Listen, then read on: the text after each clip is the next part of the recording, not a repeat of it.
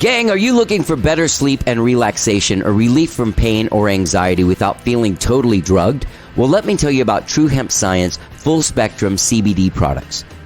True Hemp Science promises premium quality, pure ingredients, and true value. They source the highest grade organic hemp from around the world to handcraft the finest full spectrum CBD products in the Austin area and beyond.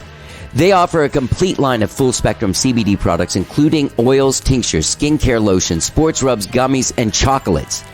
Gang, I've been using their products for a while now, and they've lowered my anxiety and given me incredibly restful sleep. How Did I Get Here is teamed up with True Hemp Science to bring you a very special offer that benefits all of us. Spend $100 or more at True Hemp Science, and they will include either the number 81 distillate, which is great for nighttime, or the number 23 distillate, which is great for daytime, with your order. And that is a $25 value. Just go to truehempscience.com/HDIGH. That's truehempscience.com/HDIGH and balance your body and mind with True Hemp Science full spectrum CBD products. Let's get down. And you may ask yourself, well, how did I get here?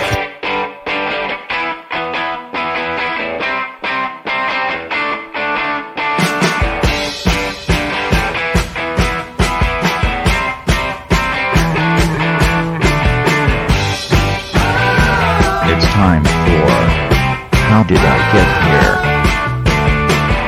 And now here is your host,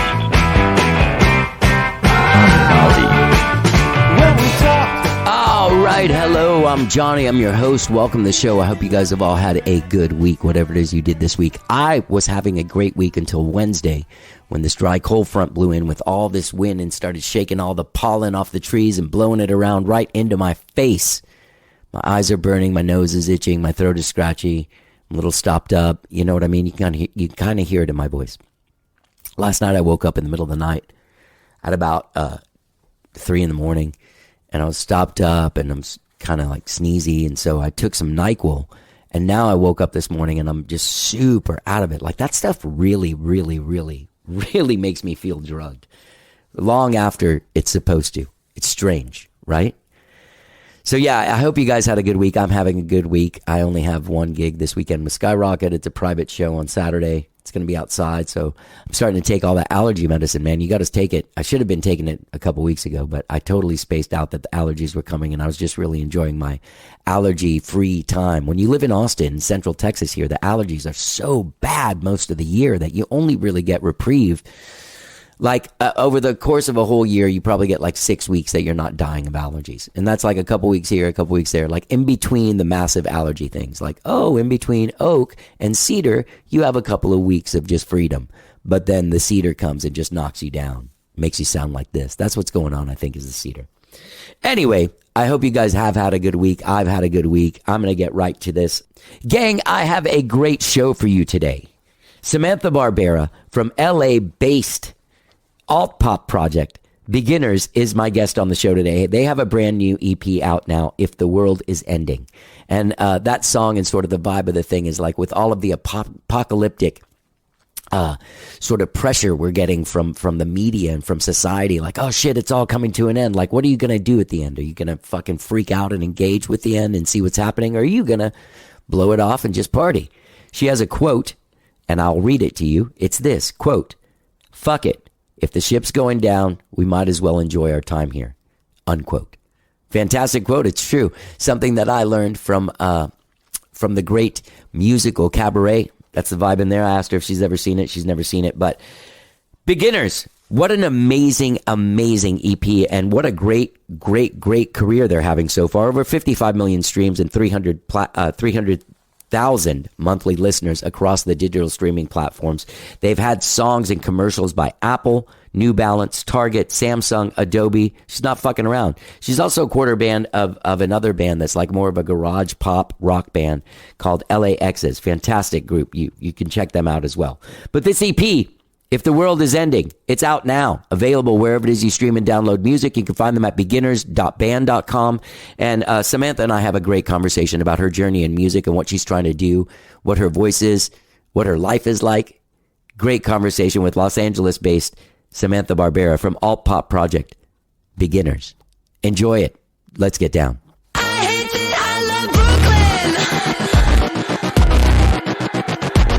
Lay me down in palm trees, hit me like a bad dream.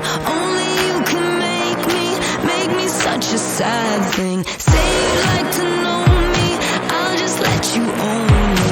I'll just let you own me, just for the story. You're just as toxic as the city that made you. I hate it, I love Brooklyn.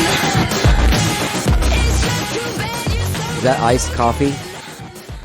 Yeah, but it's like my janky version, which is just, I just pour a full glass of almond milk and then I just like dump instant coffee in with some sugar and then I just like stir it. You don't even warm it up? But it like, no, because it's like, no, so it's like, because I want it to be ice, but I don't want to put ice in there. So then it basically all congeals at the top and I have to like drink around it the rest of the time. Is it gross or is it delicious? Both. That's pretty punk rock style of iced coffee. And also being Yeah, very really. California with the almond milk. Yeah, it's very DIY. Yeah. Are you from California originally?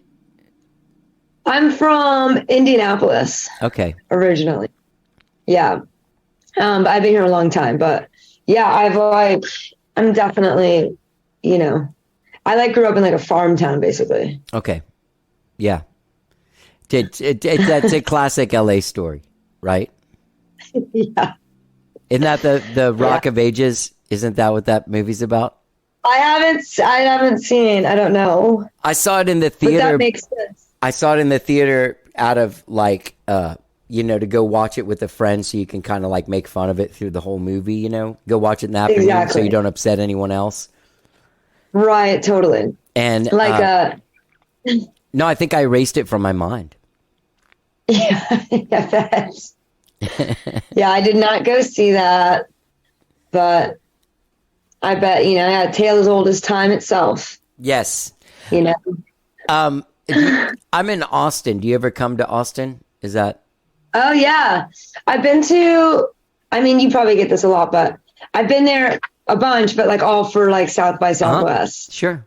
So I've only experienced Austin when it's like full South by pandemonium. But every time I'm like, this is amazing. I love Austin. Yeah, it's great. But I want to go there when it's not like the festival, just to see what it's like. Sure. Yeah. The normal. See what it's like state when of there affairs. aren't parties with free booze at 11 a.m. on a Wednesday. Exactly. Yeah, 'cause Yeah. And that's just not like, normal. yeah, exactly. How long have you been in Austin? Man, I've been here for like 30 something years. So Okay. a long yeah. time. Where were you before that? Houston. Okay. Yeah. So Texas originally. So. Yeah, Texas. Yeah. I've spent some time in Okay, LA though. What part of town are you in LA? I'm in Silver Lake. Oh yeah. Yeah, I had So a great friend that I wrote with out there. Let me ask you a question. This EP, Yeah. it comes out next week, right? yeah, it comes out the 9th. The 9th. Congratulations, man. This is really, Thank really you. great. Yeah, you're a great fucking Oh, songwriter. thank you. Thanks. That's so nice. Yeah. Yeah, and Appreciate that. you collaborated with different producers on the songs. Is that how this worked out? Can you talk about that a little bit? Yeah, I produce as well. But I definitely think my sweet spot and like what I prefer to do is like, I love collaborating with other people. And yeah, on this record, I ended up I think every song is a collaboration. And yeah, I feel like collaborating with other people just like brings out stuff that wouldn't normally happen, right? Because it's like other people are thinking in ways you wouldn't think of. Or a lot of times it's like you're jamming in a room together and, someone plays a part, or I'll sing, a melody, or I'll play a part that was an accident, right? Right. And then one of us is like, no, like that's the fucking hook. Right. You know? Right. Like that's the take.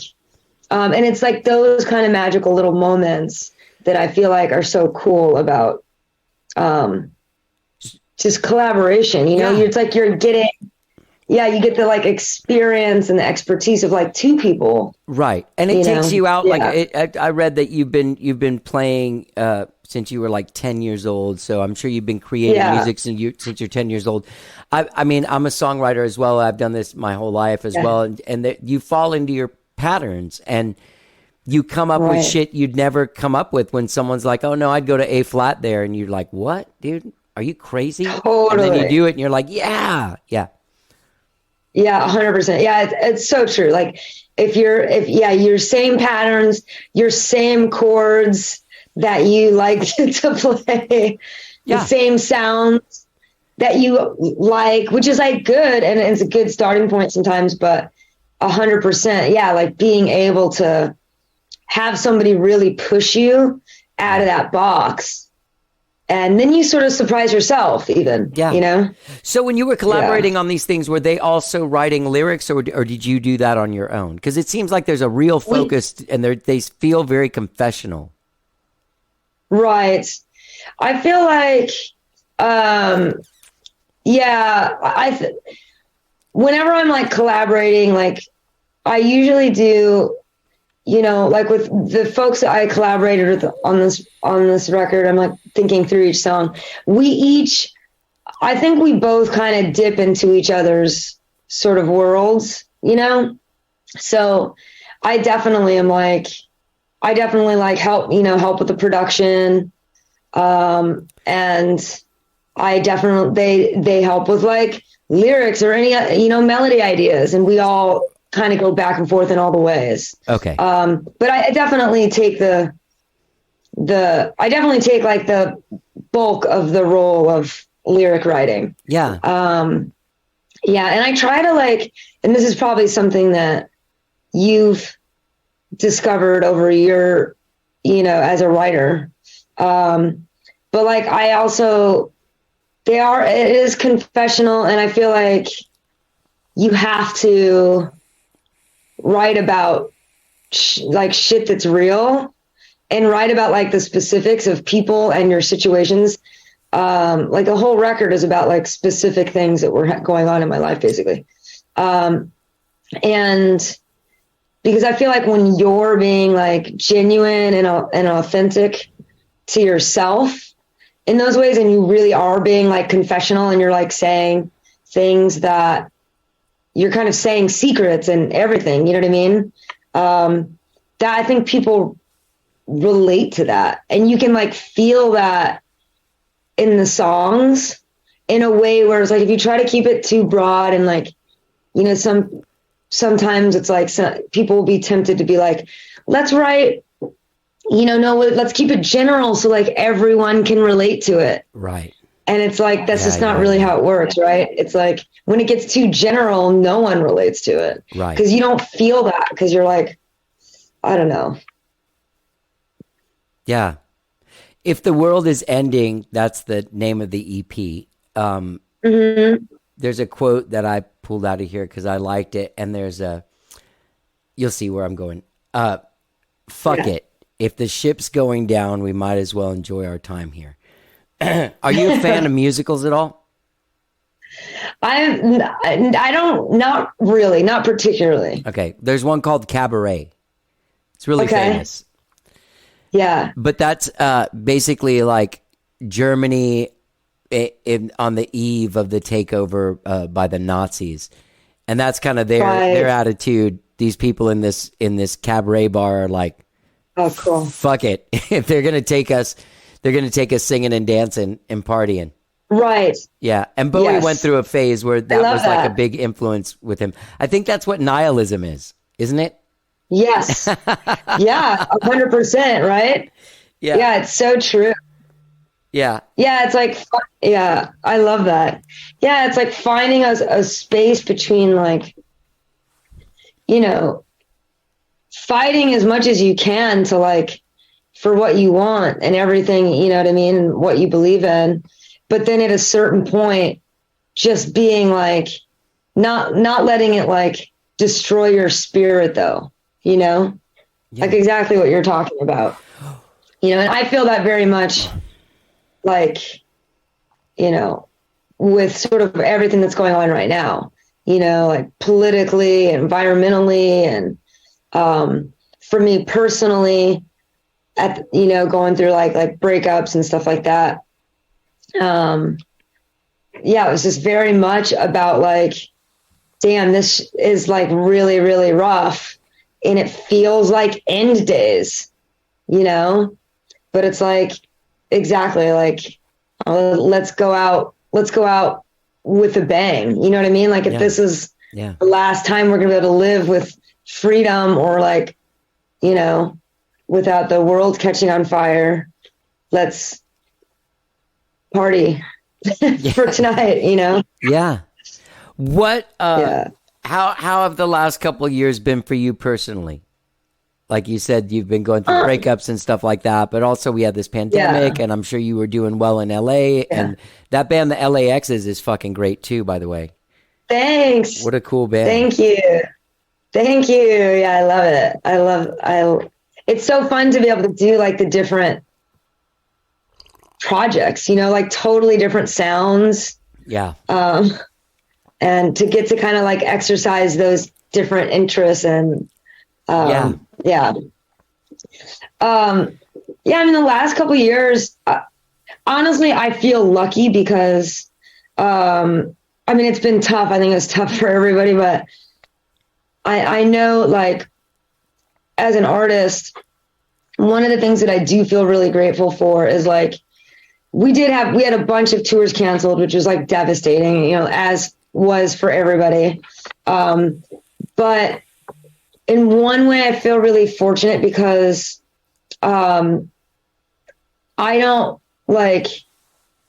make my living off of touring. Like when we tour, like we'll come up or like, you know what I mean? But like, we'll make a little bit of money, but it's not like, I'm not like living off of touring money, you know, like I tour to support the project and the records, but like, it wasn't financially a hit for me to not be able to tour.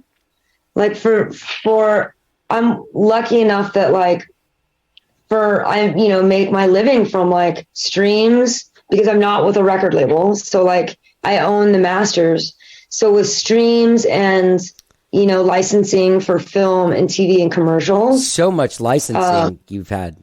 I mean, really, I mean, amazing. It's good that I'm glad that you view it as fortunate because it really is luck. It depends on if someone's looking for your song or not. Yeah, exactly. It's like, I felt really lucky. I've been really fortunate in the like licensing space, like you're saying, like in general.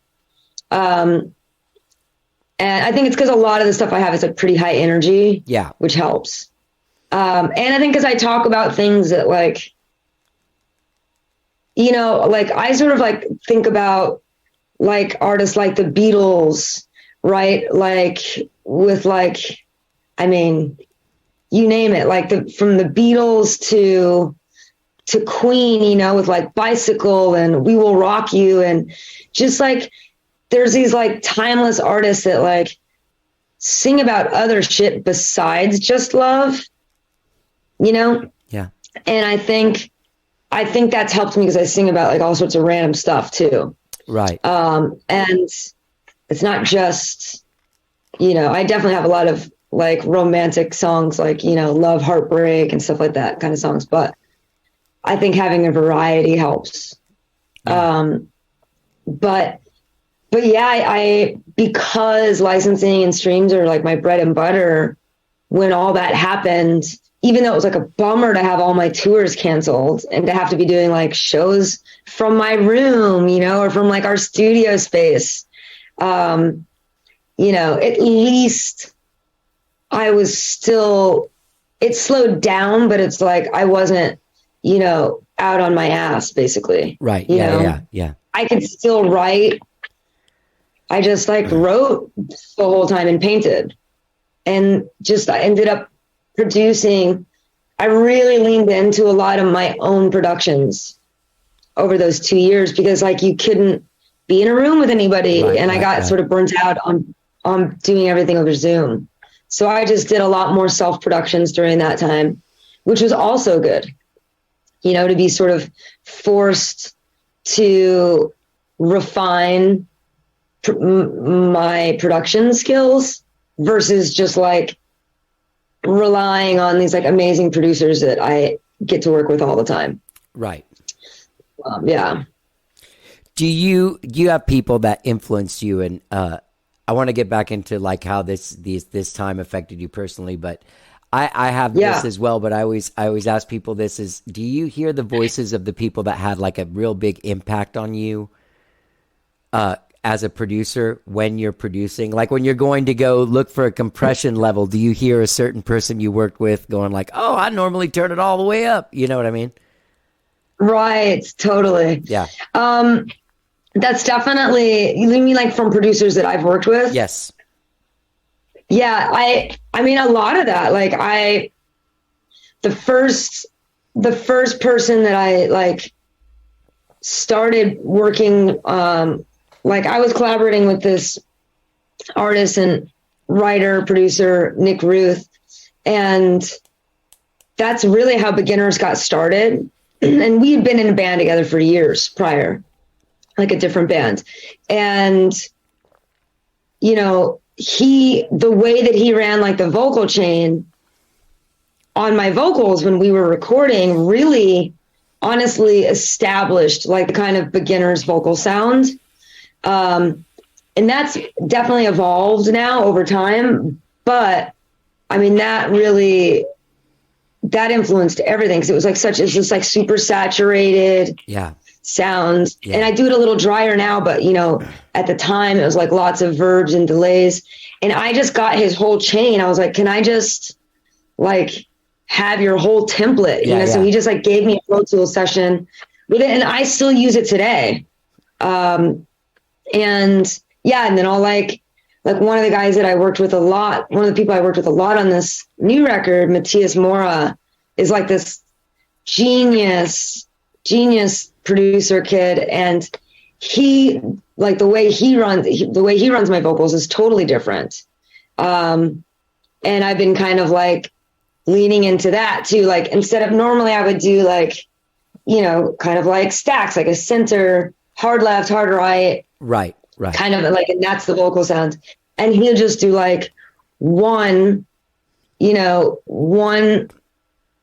vocal track and just like super, super compressed, super upfront, hella dry. I really love that. Sick. I love that sound on your voice. It's really great. This is another question I have for you on that same tip is that another thing a producer can do, and I'm saying this for the audience and not to you, but another thing a producer can do, and it happened to me working with one particular guy, would go like, hey man, you're just kind of singing it. Like find the character that's singing that song and dive deep into, like, bring the attitude of that character into singing. And you have fucking character and attitude for days in these vocals. Did that come naturally to you? Did someone, you know, throughout your career kind of like pull it out of you and be like, hey, you know, how's this person actually feel while they're singing this song? Right. It's almost like hard to know, because before I was a singer, I know exactly what you're talking about. Before I was a singer, like I just played like guitar or bass in bands. And I was like, oh, I'm not a singer. Like, and I like wouldn't sing on stuff.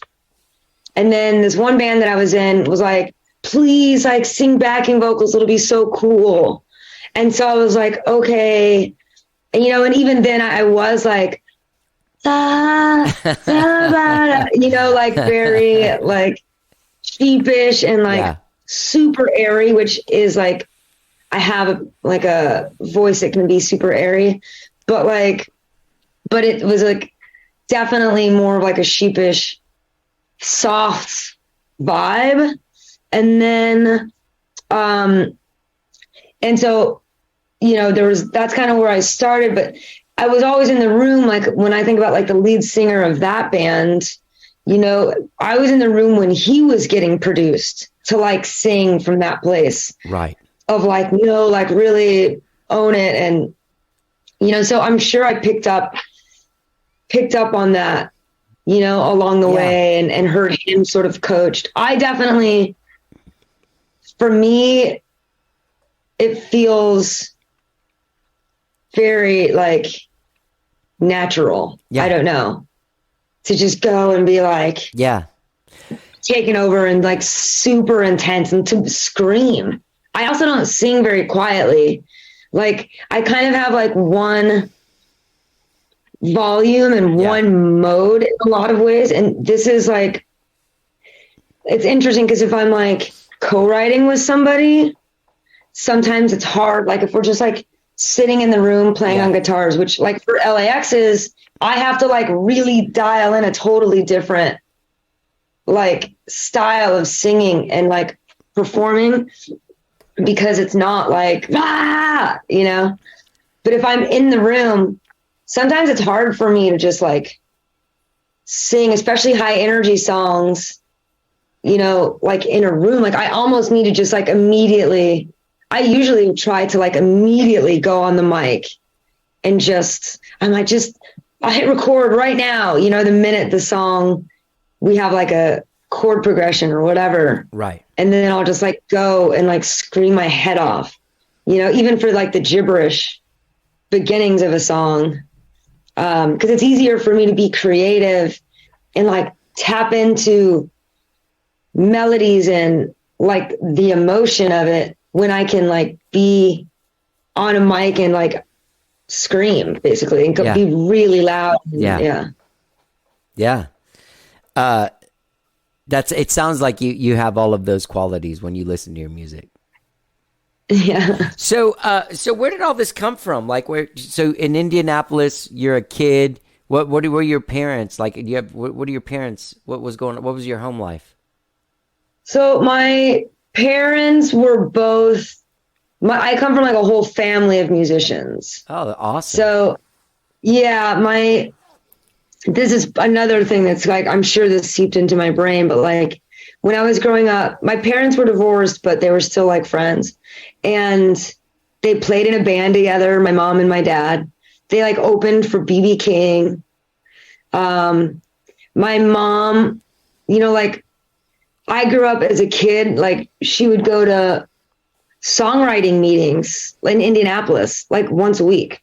And I would go with her because I was a kid and just like work on my homework while they would like, everyone would like play their songs and get advice on like, here's how you could improve this song, And so I'm sure some like songwriting, know-how seeped into my brain during that period of just sitting there as a kid, like working on homework. Wow. That's so cool that happened. I know. What an interesting thing. What kind of music did they play? Was it blues? It was like I honestly, like, I know what my mom did, but now I can't really remember what anybody else did. I don't like, just like songs, like the songs that my mom was bringing in weren't blues.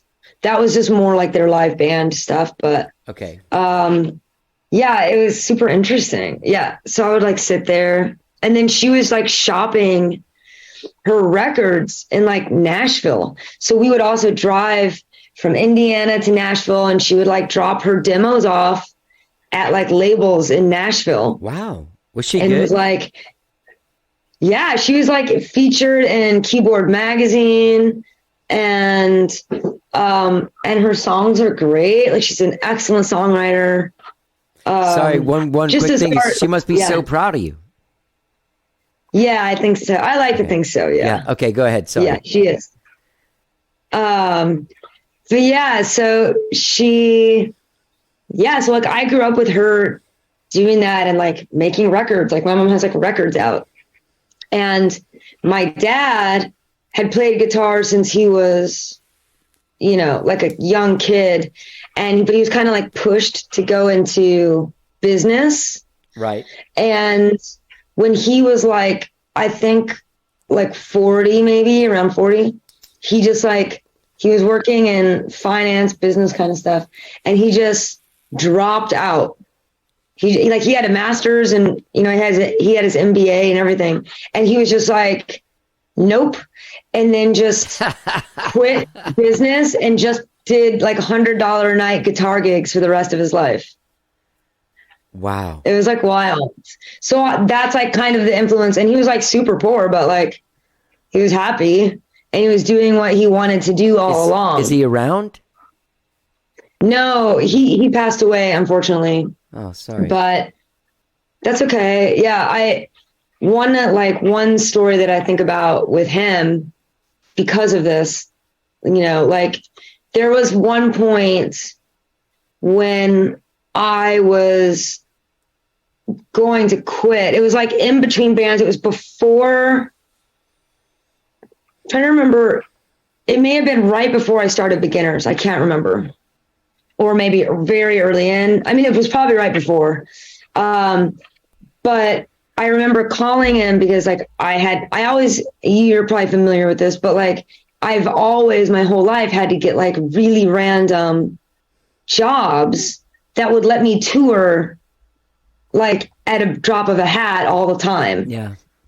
So like I worked for like a porn director and I worked for like this weird like investment consultant scam artist guy. Like I did so much, like so many weird things, because I had to have jobs that would let me tour all the time. Right. And I was like really feeling down because all my friends were starting to get, I guess it was probably like in my late 20s, they were all starting to get established and they're getting financial security, and they have good jobs now. And I was just like, I'm a fucking loser. Like I work, you know what I mean? I'm working for like porn directors and going on these fucking tours, sleeping in a van. And I was just like, I had an opportunity, like I was getting hired, just as like an executive assistant or something for Electronic Arts, this like video game company. Uh-huh. And I like couldn't believe it. I was like, oh my God, I'm going to have it's like a real job, Right. And I was like so worried about like, I hadn't told them like how much I tour. So I was like, what's going to happen if I get like a big tour? Am I going to have to quit? Like, and I basically called my dad and I was like, yeah, like, I've just been thinking like, I think it's like time for me to throw in the towel. Like I've been doing this a while and, it's just, I think if it was going to happen, it would have happened by now. And I just need to get stable and, get my life on track. And so, and I thought my parents would be like over the moon. You know what I mean? Like now I'm not this like weird, unstable kid right. in LA. Like, I thought they would be like, oh, yeah, that's probably best. You know what I mean? Yeah. Don't be a struggling artist anymore. Right. And instead my dad had like a polar opposite reaction where he was like, absolutely not. He was like, I know you feel old, but he's like, but you're so close and like, you're already out there and you've made it so far. Like he was like, you don't want to end up like me. I think probably at the time he was like 55. Right. And he's like, you don't want to end up like me. It's like 55. And it's like, I didn't pursue it when I should have. Right. And now I'm like 55 and I know I'll never be able to do it how I wanted to do it. It's like, it's too late for me. He's like, but you're not too old, and he's like, and you're almost there. You've done like half the things you're like halfway there. He's like, you can't stop now. You don't want to have regrets like me and then try to, and try to recreate this life again. And, when you're 55. And it really like surprised me. And like, from that moment on, I like just dug my heels in with music. Like instead of quitting, I was just like, okay, like, I don't in a way to like honor him and honor, especially because, you know, he died not long after that. And like, so for me, a lot of it is kind of like honoring him and doing what he wasn't able to do, you know? That's great. That's a beautiful story. Thanks. So did you have like bands and stuff in high school? I was always like, I played in high school. I'd always try to get like my girlfriends to like play me. So like I had all the stuff at my house. Like my dad had like brought like a little drum kit. I had like, you know, basses and guitars. And then I would like try to get my friends to like play. We would try to like, you know, play like no effects songs and just random punk songs. But like nobody really wanted to do it except for me. So I was just kind of like bullying people into it. And then I was like too shy. I don't know about shy, but like a little bit shy, I guess, to like reach out to the people in my school who were actually played music. Right. And also we were like the only punk kids in the school. And I was like, I wasn't like trying to just play anything. Like I just wanted to play like, you know, Misfits and Ramones songs. Like, where did you get that and music no one from? else was punk. Where'd you get that music from? I think I was just like very rebellious from a young age. Like, so like I got like expelled from school in 8th grade for dealing weed. Like, you know what I mean? Like I was like dropping acid when I was like 12. Jesus. And like, yeah, I know. I just like wanted to. Sorry. You wanted what? Yeah. Oh, I was like, I think I just like, there was something innate in me that just like had this kind of like rebellious nature to me. I like, everything was great. I was like super happy. Like, you know what I mean? I still had good grades, like, but I did really identify with like counterculture always.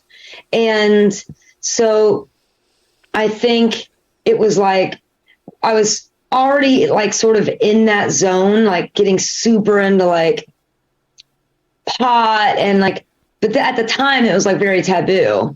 And, you know, and this kind of like, I was hanging out with like, you know, just like the bad kids. And then like my friend's older cousin listened to punk and he's like, oh, like, check this out. And we were all like, oh my God, that's so cool. Right. And then I like never looked back from there, from like, yeah, like 11 or 12, like punk was like my whole world. Like I definitely like was a full on punk kid. All I did was go to punk shows. Yeah. Yeah. It's a whole world. And once you get into it, yeah. I mean, were you an outcast yourself? I mean, was that part of like what you were doing with acid and weed and it's like punk music? It's funny because like I was like a self-made outcast. You know? Because like I just was like, that's what I was not having a bad experience in school, especially because when I got like expelled and stuff for drugs, like, let me tell you, like, I was like, at that point, like, kind of like an icon at school because everyone was like scared of me because everyone's like, oh, like, she's like really cool and tough because she like, you know, and I was just like a kid, like experimenting with pot, you know. But like, you know, at that point, it really helped my reputation because like I came off as like so much cooler than I was, you know? So it was like, I didn't really feel like an outcast, but when I discovered punk, I was like, I've just like never identified with an energy more in my life, you know? So I was like, oh yeah, this is the piece that this is who I am, you know? And then because of that, I was sort of an outcast, but just because I didn't want anything to do with everyone at my school because no one was like a punk kid. Right. So like I only hung out with like kids from other schools around Indianapolis that were like involved in the punk scene and just got super involved in politics and all these things, you know. So I didn't really line up with people at my high school. Like I had nothing in common with them. You got involved with the ethos of punk, not just the style or anything. Yeah. Oh yeah. Yeah. Yeah. So were you freaking your parents out at this point? They were like, they were honestly, so they like are pretty unfazed. Like I think because they're like cool and they're like musicians. Right. They were like not really worried about me. They let me wear whatever I wanted. Like I would get like kicked out of class, you know. Like I remember I had this like you could get this Dead Kennedy's 7-inch Nazi Punks Fuck Off. And if you got the 7-inch, it comes with a patch, you know, that says Nazi Punks Fuck Off, and it has like a swastika with like the X through it, you know? Yeah. And I wore that like on my pants like every day, and I would like constantly get like kicked out of class. So like you can't have like fuck on your clothes in school, you know? And I remember I wore like my Misfits shirt, and I got sent to the principal's office because they were like, "Oh, it's satanic." Right. And I was like, "This is insane." Yeah. So funny. It's like whatever town that guy from Footloose lived in or moved to. Yes, like straight up. Yeah. I mean, it was like a small rural farm town. I mean, so real small school, super homogenous. So, yeah. I bet it's a Trumpy world over there. Probably. Yeah. I haven't. I mean, it's been so long since I've been there. My family doesn't even really doesn't live in that town anymore. So, I know I can't even imagine having to be in a city like that during these times. Ugh. How do you like during these times? It's tough. I was watching your video, and I've seen your merch, and you're gay, right? Yeah. Yeah. Like when did you figure that out? Like coming up, and was that a fucked up scene in your like in a small town? I mean, it's kind of interesting because I didn't really. It was like something for me that I sort of like tapped into later in life. So I didn't like grow up in a way where I felt like I wasn't living my truth or anything like that. And so it was like, to be honest, because by the time I came out, I was already like an adult, and I already like was confident and not like worried about what anybody thinks. Yeah. Right. Like, so luckily it was not a traumatic event for me. Like it was an exciting one. It was interesting. Yeah. Yeah, for sure. It was interesting because I was already doing, you know, music, and I was already kind of like in somewhat public facing when I sort of started to kind of like publicly be like, hey, I'm queer, you know, or to say queer things. I never had some big like coming out declaration, but I did just start, you know, talking whatever, just about my life, whatever's happening. And I was curious if that would like affect things, you know, like with beginners, I was like, is that going to like alienate, you know what I mean? Like, is that going to be weird, like for my fan base, you know? Well, I mean, your publicist is going to have a really hard time getting you on the Fox Morning News show, but. Right. Yeah. Which is so unfortunate, which is all I wanted. It doesn't sound like by your music it's going to alienate anyone who would listen to it. No, and honestly, anybody who'd be alienated by that, I'd rather them not listen to it. Yeah. I'm like, yeah, please don't be a fan. Yeah. But yeah, so it was pretty chill. Does this modern sort of odd sort of witch hunt? I was watching the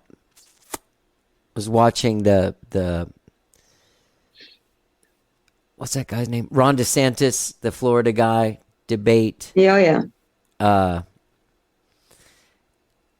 And I mean, That guy's like trying to start a witch hunt. Am I wrong? Yeah. Against any gay or non-binary people. Yeah. It's so crazy. And people love him. Like I have so much family that lives in Florida. Me too. They love him. They love him. I think, you know what I think they love? And I think I'm starting to realize this. I think they love I think people are really attracted to big talkers. Like, assholes. That guys that would tell you how much money they make in like the first 10 minutes you know them. Like that, to me, that's like the Donald Trump thing. And like, it's just like, I feel like people really idolize and want to idolize assholes. Yeah. Yeah. It's weird.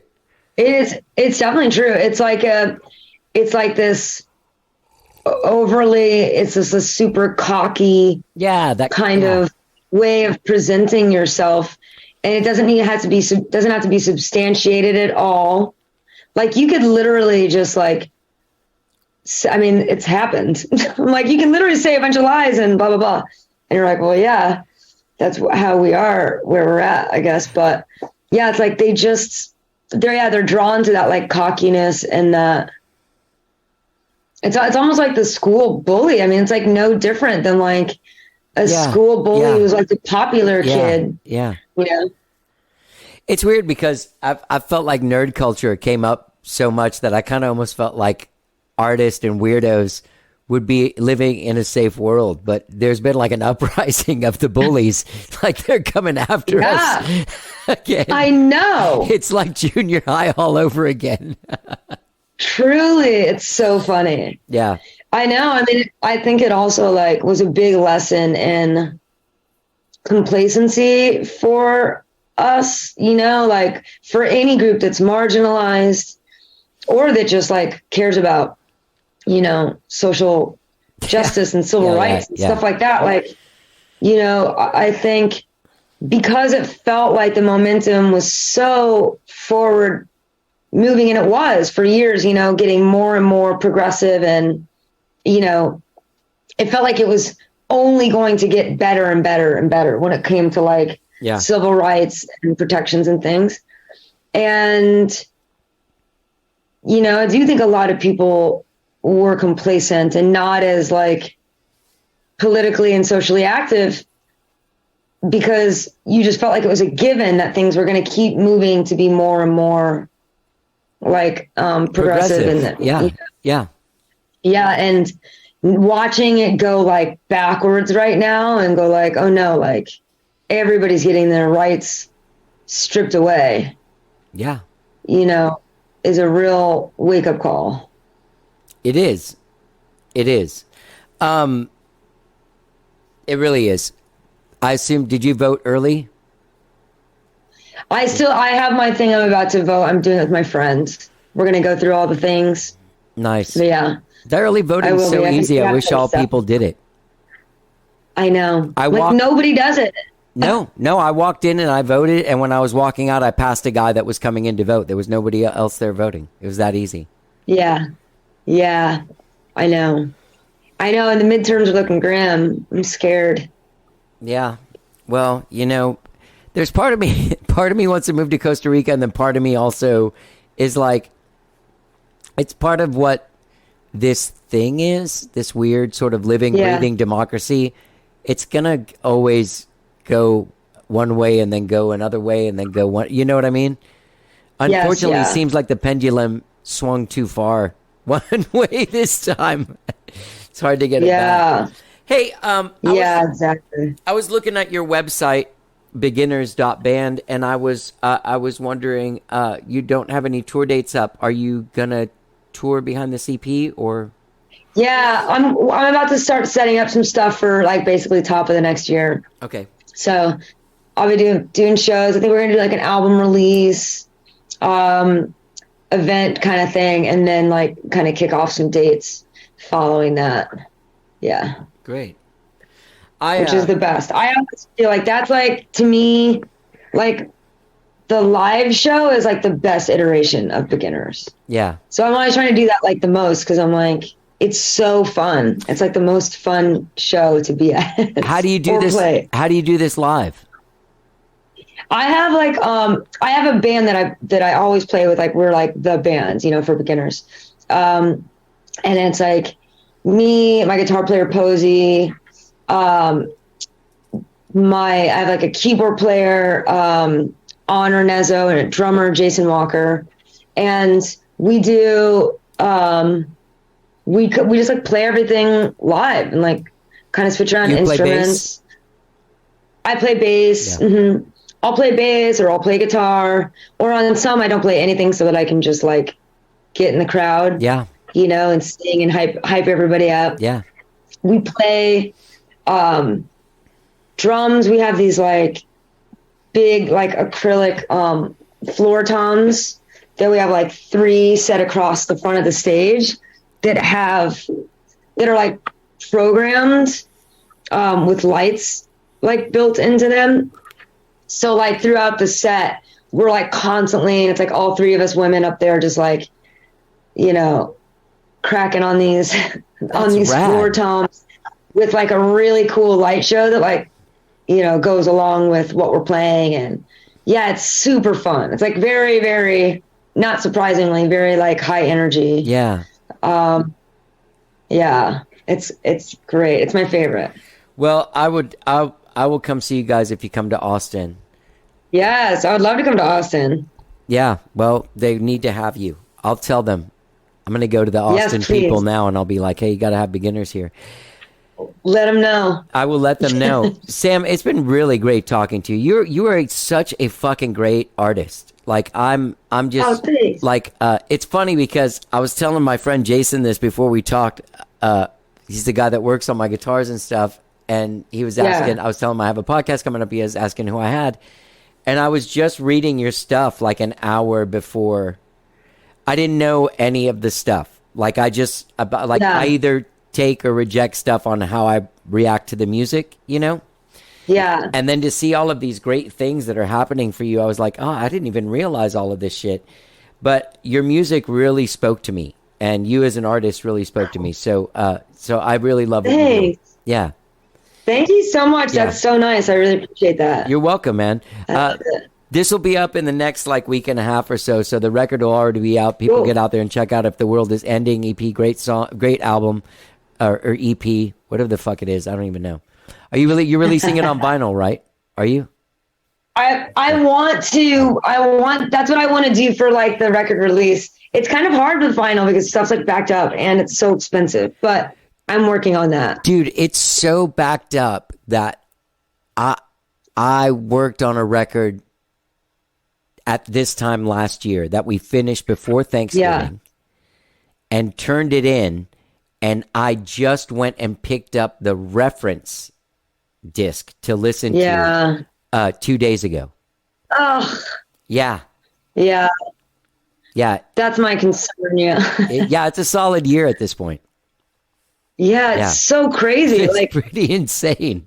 Who can do that? You know what I mean? It's like, because then you're sitting on a record for a year, which you've probably already been sitting on. You know what I mean? Well, that's the thing is like we had this meeting last week, and I was like, well, what a drag. Everything about the record is already gone. Like, I don't really know if anyone's going to be excited to buy this now. Like, oh, that record we heard on Bandcamp last year? No, don't worry about it. Yeah. Yeah. Totally. Yeah. Yeah. I know. Yeah. Sam, it's been great talking to you. You're a great, great, great artist, and hopefully I'll see you when you come to town and we can meet in person. Yes. Everyone get out there and check out Beginners. Also, check out LAX's. It really is such a great band.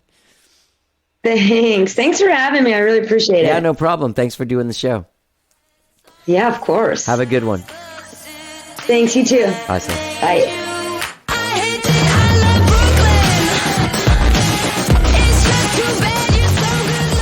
Beginners, check out their EP, If the World is Ending, available now wherever it is you stream and download music. You can find them at beginners.band, wherever it is you find music. I want to thank Samantha for taking the time to talk to me. I really had a great time talking to her. Very, very cool person. I can't wait to hear what else she does with music, right? Find them at beginners.band. Don't forget, when you're out there checking out beginners.band, gang, you can find us wherever it is you stream and download podcasts.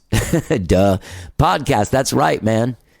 Apple Podcast, Spotify, TuneIn, Overcast, anywhere you do it. You get new shows every Tuesday, every Friday. On the weekends, I've been dropping From the Vault episodes, so check it out. Saturday night around midnight, I drop a From the Vault episode. If you're following us, you'll get you'll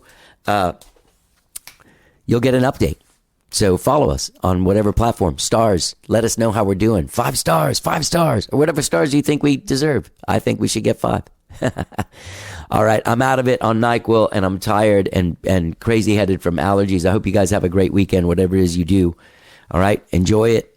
Enjoy the rest of this song. I Hate That I Love Brooklyn by the band Beginners. Let's get down.